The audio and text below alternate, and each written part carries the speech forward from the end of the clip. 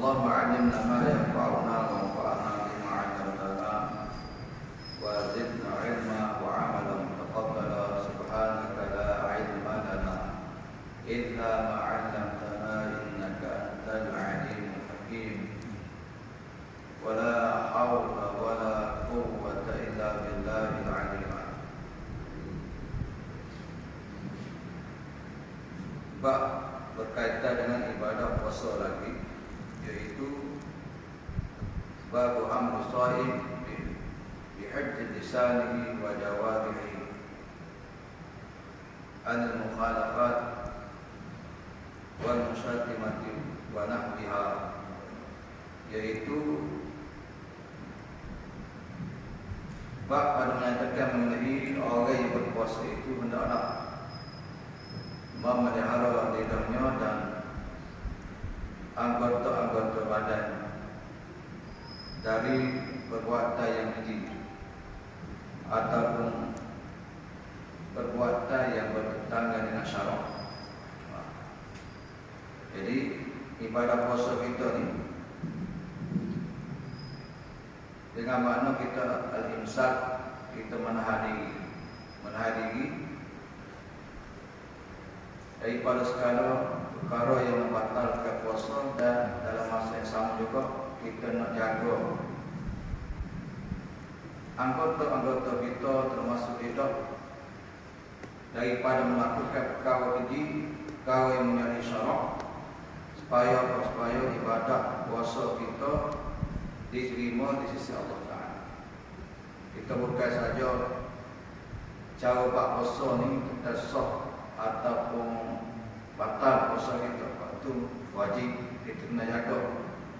Kalau tak sah tu dosa. Kita juga kena ambil berat juga supaya ibadah puasa kita diterima di sisi Allah Ta'ala. Jadi kena jaga kalau ia menyebabkan kalau kita buat tertolak ibadah puasa ataupun tak ada pahala. Tak ada pahala. Yang menyebabkan hanya sekadar lapar, sekadar dahaga, pahala tak ada di sisi Allah Ta'ala. Ada yang pertama yang menyebut tentang bab supaya kita ni bila puasa ni memelihara lidah daripada perkara cakap yang tidak baik.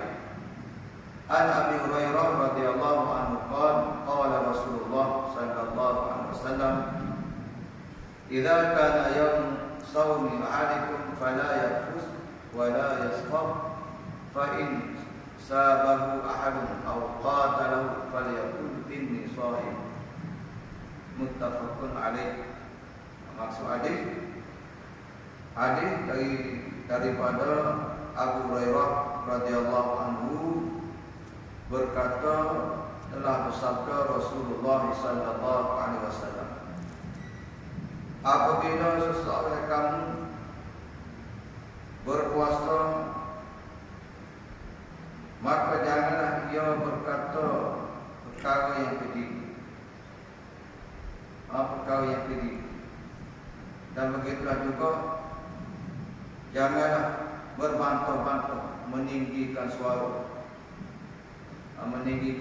ataupun banyak cakap dalam perkara yang lagu. Jika ada seseorang mencaci, memaki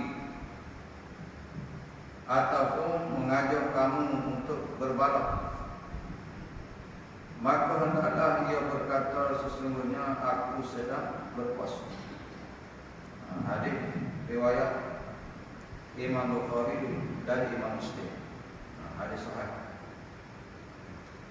Jadi jelas dalam hadis Nabi sebut bahawa bila seseorang yang dalam keadaan berpuasa, fala yarfus, jangan ia berkata dalam perkara yang keji. Wala yasbab, jangan meninggi-ninggi, teking, berbalak, berbantah-bantah. Ataupun disebut dalam hadis ini, Kalau ada orang ajak balik, ajak turun ke, misalkan tak payah lah, kita ikut cukup dengan kita kata ini sorry, tak apalah, aku puasa dia semula lah, tak payah balik lah. Itu Nabi ajaknya, adabnya, keadaan bila kita ni berpuasa. Bila kita tengok kepada pengajaran hadis yang pertama yang disebut istihbab kaful jawarih anil asam wa hifdzil lisan anil kadhibi wal ghibati wal namimati wal fahsyi wal khusumah wal mirah. Jadi dituntut supaya kita ni bila berpuasa, khususnya bulan Ramadan, itu semua boleh katakan puasa berlaku. Selain daripada kita jaga benda membatalkan puasa kita ni, kita juga kena menahan anggota-anggota kita. Anggota-anggota kita, anggota kita selain daripada lidah, mata anggota juga, telinga pun anggota juga, tangan pun anggota juga, kaki pun anggota juga. Jadi kena jaga belaka anggota-anggota yang menyebabkan bila kita buat sesuatu perkara yang menyalahi pada syarak, menyebabkan pahala dia tak ada ataupun tertolak amalan. Tertolak amalan. Kita ni dalam amal ibadah ni ialah tamu kita kena belajar supaya ibadah kita besar, tidak batal. Yang kedua, kita kena jaga juga amal ibadah kita supaya amal ibadah kita diterima di sisi Allah Ta'ala. Antara nak jaga amal ibadah puasa supaya ibadah puasa kita diterima di sisi Allah Ta'ala, kena jaga. Selain daripada kita tahan daripada makan, daripada minum di siang hari, daripada perkara yang membatalkan puasa kita, apa ni hak payah, apa nak jaga?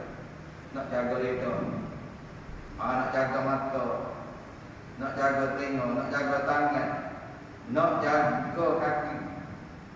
Ni tahap orang puasa tak tinggi dah ni. Kau biasa orang puasa, kau tak makan, tak minum, tak buat perkara yang membatalkan puasa, waktu kebiasaan orang puasa. Memang gitu, semua orang puasa gitu bakal. Tak makan, tak minum tu puasa kita panggil puasa orang biasa, ataupun kita panggil puasa orang awam. Orang awam. Sekadar tak makan, tak minum, dan dia jaga perkara yang membatalkan puasa. Itu puasa biasa orang panggil puasa. Yang kedua ni, puasa orang yang menjaga anggota-anggota dia, ditahan diri dia daripada perkara yang menyebabkan hilangnya pahala ibadah puasa dia. Antaranya ialah berpunca daripada lidah kalau kita tak jaga apa dia, iaitu dusta itu daripada lidah kita.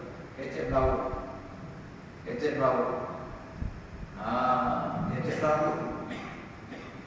Tapi bagi orang yang dah biasa itu lalu, tak apa, rasa tak apa, tak boleh.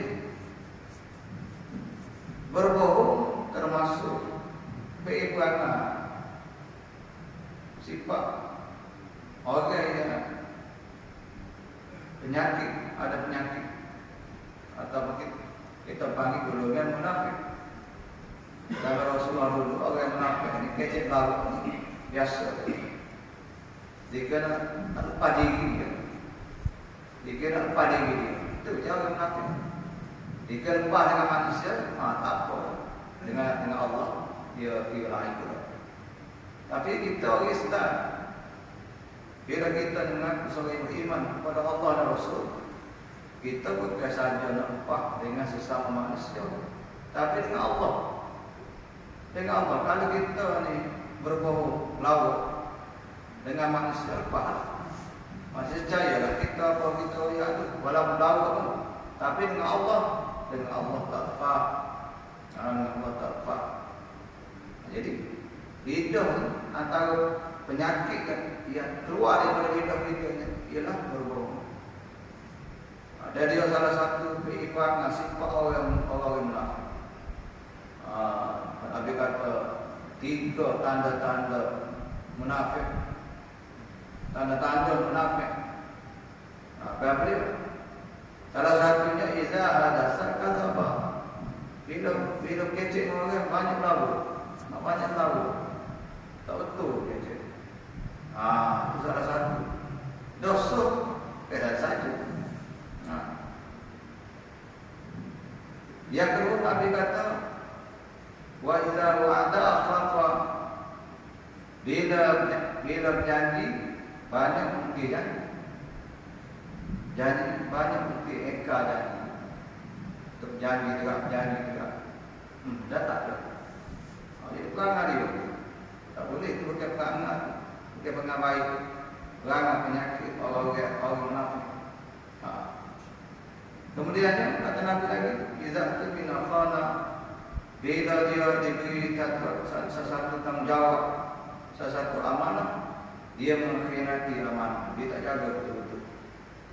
Dia tak jaga betul-betul. Dia terima amanah, khususnya amanah yang menyebabkan orang ramai percaya kepada dia. Tiba-tiba dia mengkhianati, dia bunuh untuk menyebabkan hilang hak seseorang. Jadi 3 penyakit yang disebut penyakit orang munafik. Penyakit orang munafik. Jadi al-kidbu ni belawak ni salah satu yang menyebabkan bukan kata bulan lain putih. Jangan pula bulan puasa je tak boleh belawak. Bulan lain boleh tak? Tak boleh juga. Bulan lain tak boleh juga. Cuma bulan puasa tu kena jaga lah. Dah lapar. Dah aku seharian. Tiba-tiba tak ada pahala, tak ada apa yang tidak diterima di sisi Allah Ta'ala. Apa makna? Dan kita yakin kalau kita buat ikut syarat-syarat, ikut rukun-rukun, ikut perkara yang menyebabkan bila pahala kita jaga juga, insya-Allah Allah akan terima. Allah Ta'ala ni Maha Adil. Dia ni Maha Adil. Kalau sempurna ibadah comel di sisi dia, tiba-tiba dia nak tak ada, taklah dia terima. Malaikat tak kena dengan kehendak dia. Salah satunya Nabi menyampaikan kepada kita ialah kena jaga itu. Kena jaga daripada perkara itu, termasuklah dusta. Wal ghibah, ni sedap pun. Kecek belakang sedap. Wal ghibah ni pun sedap juga. Ghibah ni kita panggil mumpak. Ni sedap juga. Mumpak sedap. Kita cara orang sedap. Kalau orang cara kita, tengok mengaku juga. Maka orang cara kita.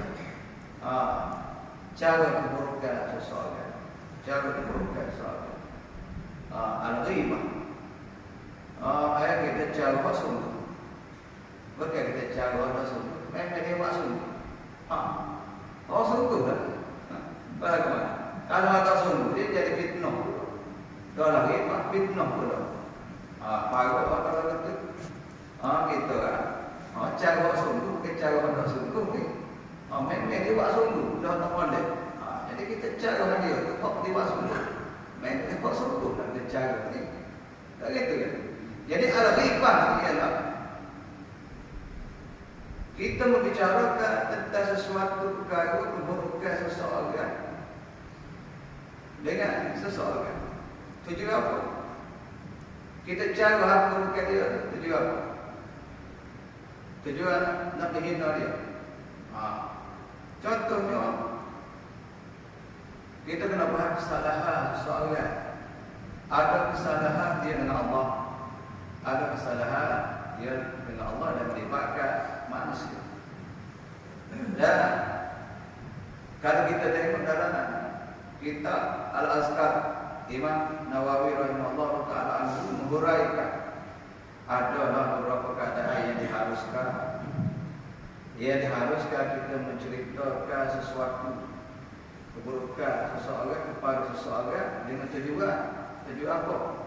Contohnya kita jadi saksi dalam peristiwa. Bila akhir panggil, kita nak cerita awak suku lah. Lepas tu tak apa tu. Tujuan nak mengadili sesuatu mereka itu bunuh orang sungguh. Kita jadi saksi. Tu kita bercerita lah dia bunuh sekian. Lepas tu diharuskan.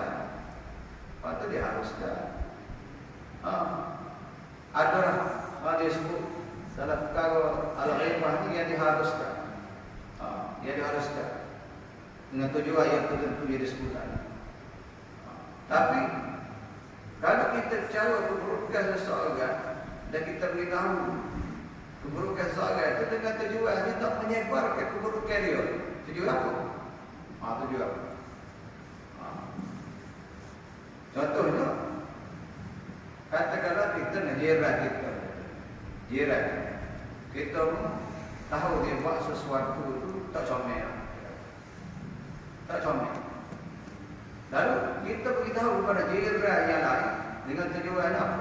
Tujuan kita nak mengajak jiran lain itu nak memberitahu keburukan dia itu, bagi dia ni orang hina dia, orang jauhkan diri daripada dia. Tujuan apa? Tujuan apa? Kalau kita royak dengan tujuan untuk menyelamatkan dia, tak apa, diharuskan. Contohnya, si anak dia berperangai tidak baik, nampak dengan kita pun kita mengayuh dia royak sebenarnya supaya dia tahu dan boleh reki anak dia. Itu tujuan itu tak apa. Tak apa masalah kita. Dia tak royak tak gitu. Dia tak royak kalau dia tak royak kuat dia orang terdekat boleh bantu dia ni. Dia pergi royak ke dalam waktu kita. Tujuan apa? Seorang ramah tak tahu. Kita ni keburukan kalau boleh nak tutup. Keaiban seorang ni kalau boleh nak tutup. Malaikat setelah dia melakukan keaiban itu secara umum. Aku tak ada lah. Kita tahu dah dia ni memang jahat sungguh. Kalau kita biarkan habis apa kita ni, contohnya dia tu main merekut dia, kalau dia ada habis dia akan curi habis barang-barang. Kita tahu ni. Kita tahu. Tiba-tiba kita rahsia dia lah. Ilahu orang tak payah polis, payah kapal. Aku nampak. Kita betul. Sebab dia menyebabkan kerosakan berlaku pada orang. Tak boleh sembunyi untuk orang pada orang dia berkuasa. Sebab apa? Mudarat dia lebih besar lagi. Jangan sampai takut buka mereka menyebabkan takut dosa besar. Ada ketikanya diharuskan.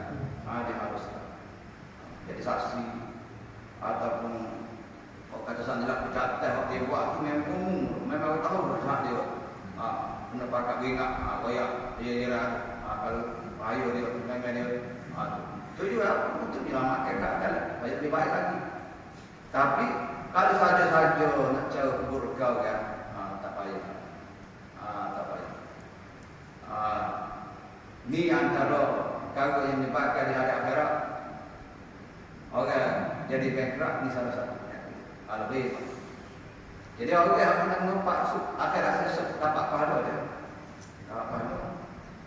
Dapat pahala. Orang yang tukar fitnah tu sedaplah adabnya. Tapi di hari akhirat orang yang pernah fitnah tu sesat dia dapat pahala. Sebab tu orang yang bila orang mengempat kepada dia ataupun orang fitnah kepada dia akhirat sesat pahala tak dapat. Dan siapa yang akan bergerak? Orang yang mempak, orang yang fitnah, orang yang dusta pada seorang akhirat sesat. Memang ada disebut orang yang bergerak. Kenapa? Kerana dosa ni, dosa dusta, dosa al-ghaibah, dosa ni dia melibatkan sesama manusia. Dia melibatkan seseorang. Dah siapa tak sifat ada jasa. Semua makan apa? Tuntut Allah lah, memang. Baca kita baca hadis, memang ada orang muflis. Memang ada. Kan pucuk-pucuk dosa yang melibatkan dia dengan sesama manusia. Dia tak selesai urusan sesama manusia ketika atasnya. Jadi termasuklah al-ghaibah mufah. Nak cara awak ni gua buruk kau awak ni. Buruk kau awak. Awak baru lagi minggu dia wayang atau itu kau dah itu baru. Habis kita kata. Dah apa dah tahu. Nak hina dia, nak jatuh malu dia. Tak boleh apa. Dia susah lah. Dia kira jabat kamu. Itu sudah jadi jabat kamu. Ni gitu lah. Bukan susah, bukan siapa. Tak boleh.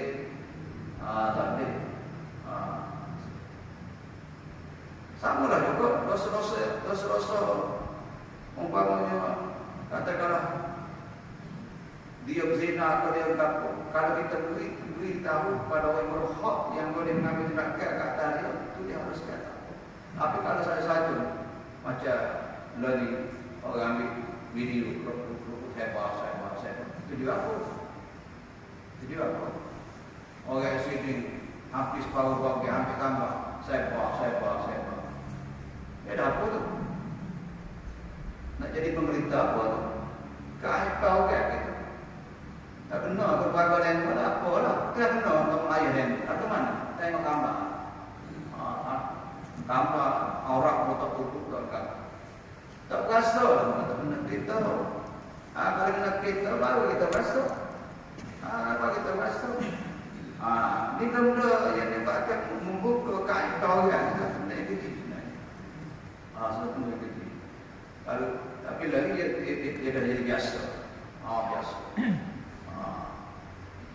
Kemudian termasuklah juga ialah yaitu wal-fash, percakapan yang tidak baik yang keluar daripada lidah kita, ia melawakkan, ia menyakitkan seseorang.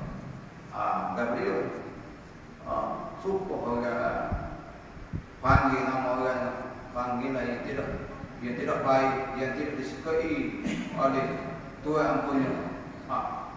Orang pasal hati ada ni.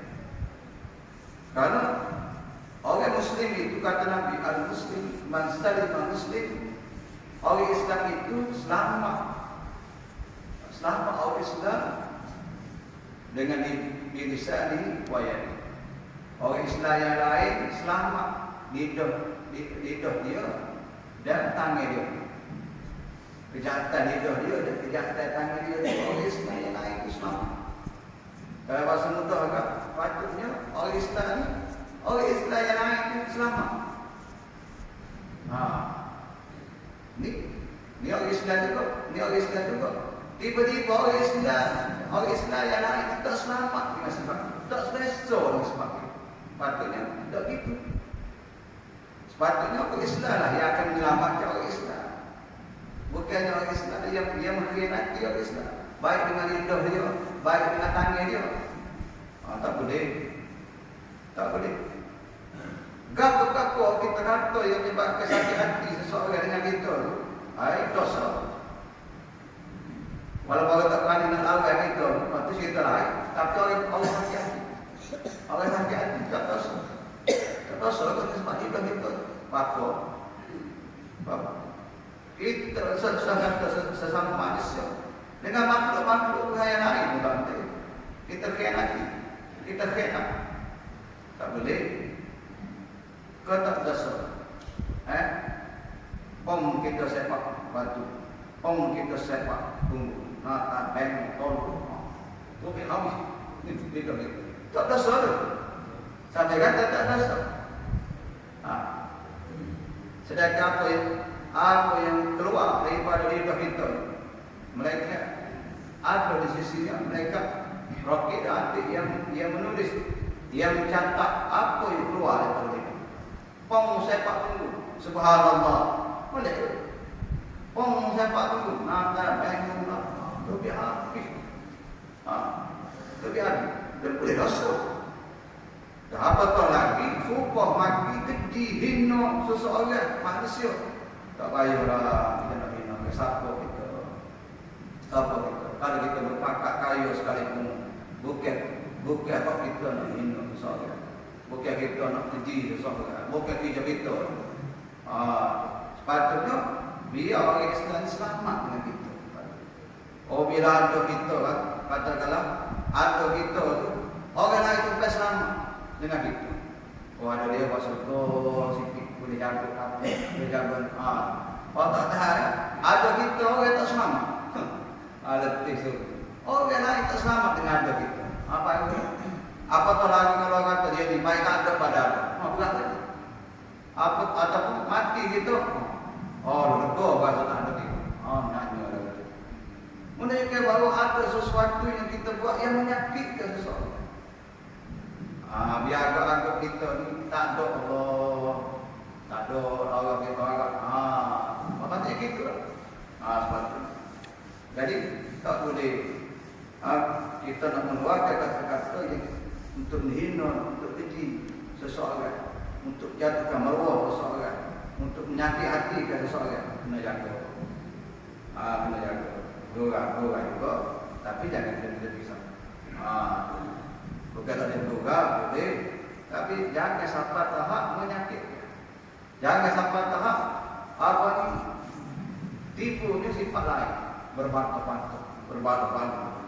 Kemudiannya disebut juga wal kusumah wal mirah. Lebih kurang. Kusum ni maksudnya balahlah. Bal merah itu kan berbantah-bantah bertekan. Bola puasa tekan betul tak? Gitu. Bola puasa mayat lagi. Bola mayat bukan puasa. Tapi nasib baik kalau kita tak ada. Dulu ada wakaf. Ada wakaf. Tak cukup. Dulu ingat mari sahur. Apa ni? Mari sedih tu dia baru balik mayat. Baru sahur. Dulu. Ya lambat ada. Tak sudah ada lah pakai kawan. Kalau nak main melung dulu sudah lah. Tak sudah buat bong lah. Tak sudah buka bong tak boleh. Takut kita yang menggunakan suatu benda yang tidak baik, menyebabkan orang lain menjadi tubuh. Siapa mula dulu? Kita jangan terjadi. Jangan gitu. Apa? Tak tahu model apa mulut orang main aku tak tahu model bakar apa mulut hidup apa kata-kata hak keluar pun tak tahu merah merah muka sampai tahap kawan ni beli sayur beli ayam beli ikan ajak main kawan ni nak pergi dah bila dia nak lewat pakar main apa boleh kita. Waktu dah dah orang bukan lama dah.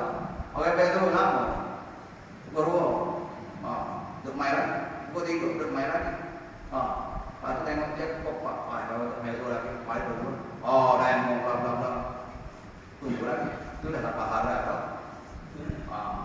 Walaupun main dia tapi kalau sampai tahap hampir meninggalkan kewajiban. Sampai tahap dah. Jadi boleh puasa tak payah lah. Boleh tak puasa. Boleh juga. Banyak lagi boleh ya. Manfaat.